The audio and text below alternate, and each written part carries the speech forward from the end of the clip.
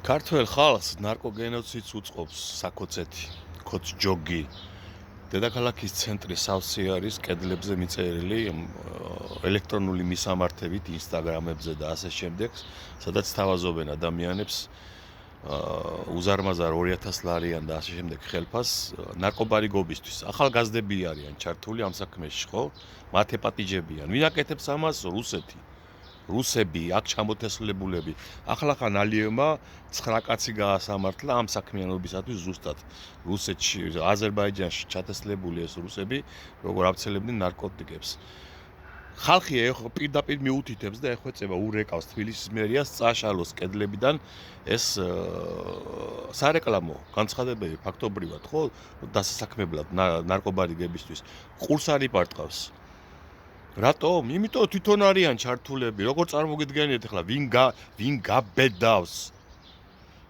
ვინ გაბედავს ნარკოქსელის გაკეთებას კოცბანდის მფარველობის გარეშე. და იმ კედლებზე აბა დაწერეთ ბორია იუდა ან კალაძე კალოშა ხო უცბად წაშლიან და ამას არ შლიან. იმიტომ რომ ბავშვების მოსაკლავად ემეტებათ ეს ყველაფერი. იმიტომ რომ გეგმა არის ასეთი, კაც ტყილა კი არ ვლაპარაკობ. ბორი ახორციელებს ამ სუსლო ხრუშოვის რუსულ გეგმას. ამისთვის გამოუშვეს საქართველოში. საქართველო ქართველების გარეშე.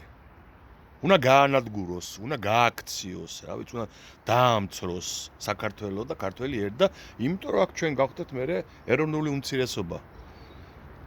ახალგაზრდები ნარკოტიკებში ჩალპნენ, დანარჩენები ემიგრაციაში გაიქცნენ და მათ ადგილას აქ შემოათესლონ აზია-აფრიკის საბომჟეთი.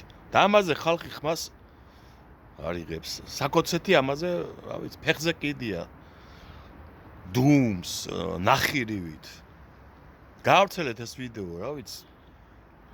ნარკოგენოციდს გვიწყობს ეს რუსი ჯოჯო. მიზანმიმართულად.